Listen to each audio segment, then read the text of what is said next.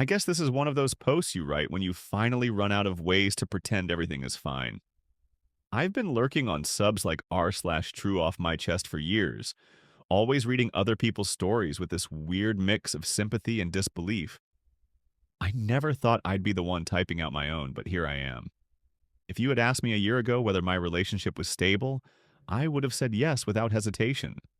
Not perfect, not overflowing with movie-like passion, not filled with some fairy tale spark, but solid. We had our routines. We had our rituals. We existed in this comfortable rhythm that made the days feel predictable in a way I found reassuring. Every morning, she'd make tea while I brewed coffee. She always hummed something soft and almost unrecognizable while pouring hot water into her mug. I'd glance at her from across the kitchen, loving the simple ordinariness of it. After breakfast, we'd leave for work. She'd always forget something and run back inside while I waited with the engine idling, pretending to be annoyed but secretly loving that she was still the scatterbrained woman I'd fallen for. Evenings were more or less scripted too. She'd shower first, then curl up on the couch with a blanket wrapped around her legs. I'd join her a few minutes later, usually with something to snack on. We'd watch whatever show we were currently binging until we both drifted off into that quiet, half-sleepy state couples build over the years. There was nothing in our life loud enough to make me question it. Nothing dramatic, nothing alarming. But sometimes the quiet things are the first to break. You just don't hear it until the cracks are already spreading. I didn't know it then, but the stability I believed in was already slipping out of our hands.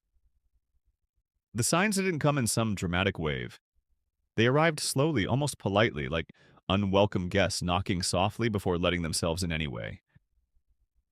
The first real change was her silence. My girlfriend used to talk to me about everything: work drama, random intrusive thoughts, dreams she had the night before, even insignificant details like a bird she saw on the way home. But then she started giving shorter answers, one-word replies, shrugs instead of explanations, and when I asked how her day was, she'd say, "Fine," with this forced lifted corner of her lips that wasn't quite a smile. She stopped humming in the mornings. That one hit me harder than I expected. It had always been such a tiny, unconscious thing, but the absence of it felt like walking into a house that had been robbed. Everything looked the same, but something was undeniably missing. Then came the distance. She used to lean into me on the couch, her head finding its place on my shoulder without her even thinking about it.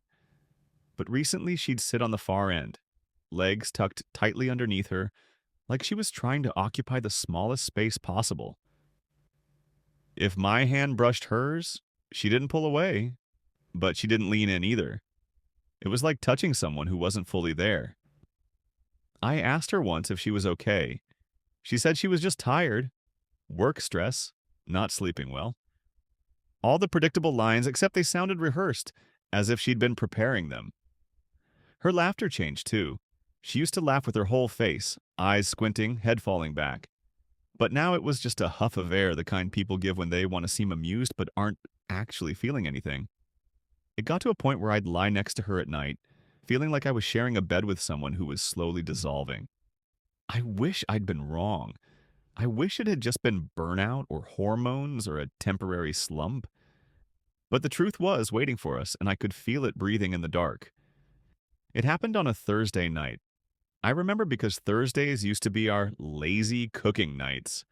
Pasta, sauce from a jar, too much cheese. But that night, she didn't sit with me at the table. She picked at her food, chewing mechanically, eyes fixed on something far away.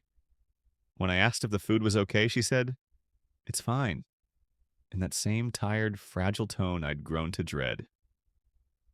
And that's when something inside me snapped. Not in anger, but in fear. I put down my fork. "Can you look at me?" I asked. She did, but it was delayed, hesitant, like she knew exactly where this was going.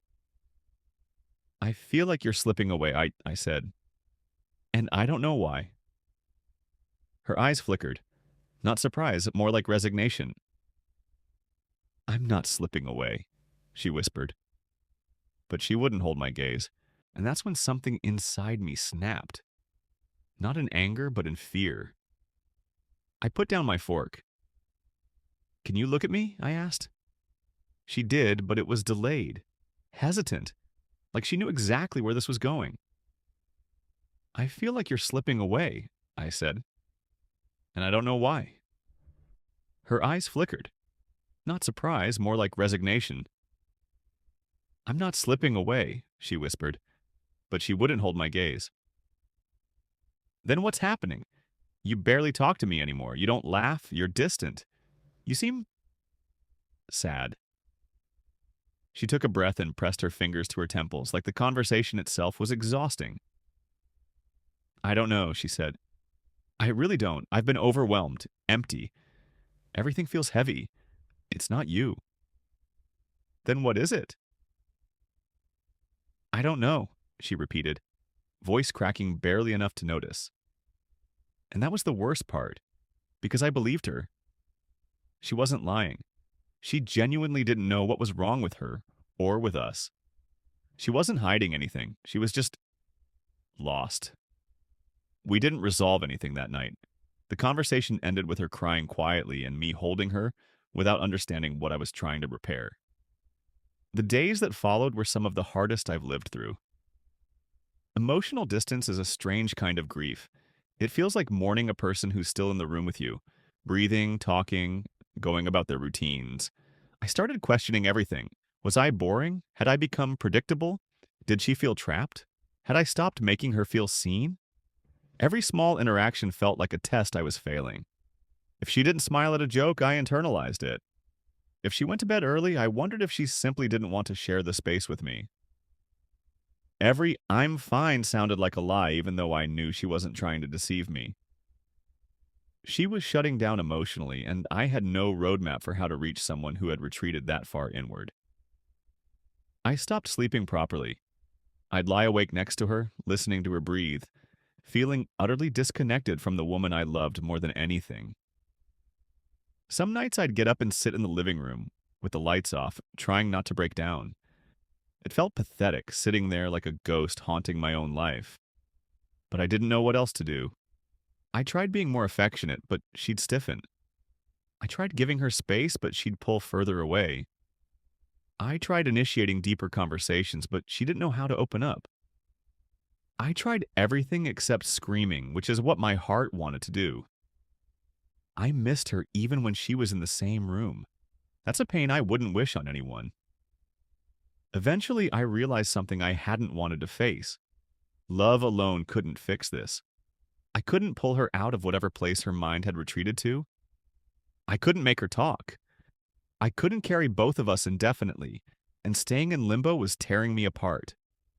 So one evening, after we'd finished another wordless dinner, I sat beside her on the couch, the space between us feeling like a canyon.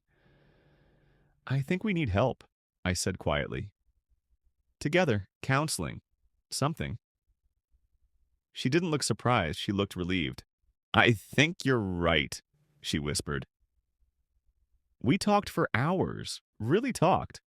Honestly, painfully, vulnerably. She admitted she'd been feeling emotionally numb for months and didn't understand why. She admitted she'd tried to hide it because she didn't want to hurt me. She admitted she was afraid I'd think less of her if she admitted she didn't feel like herself. Not once did she say she didn't love me. Not once did she blame me. It wasn't about fault. It was about distance neither of us knew how to close alone. We agreed to try therapy. We agreed to take things slow. We agreed to rebuild, not from the ashes of some dramatic explosion, but from the quiet erosion that had worn us down piece by piece.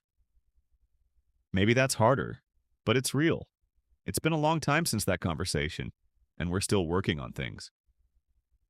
Therapy hasn't magically fixed everything, but it has helped us understand ourselves and each other better than we ever did before. I've learned that relationships don't always break because of betrayal or anger. Sometimes they crack because people forget to check the foundation. They forget that emotional closeness needs maintenance. They forget that silence can be just as destructive as shouting. I've learned that love isn't the absence of problems. It's the willingness to face them together, even when it's uncomfortable. And if anyone reading this is going through something similar, please don't wait as long as I did. Talk, even when it's awkward. Listen, even when it hurts. Don't assume silence means everything is fine. Sometimes the quietest relationships are the ones in the most danger,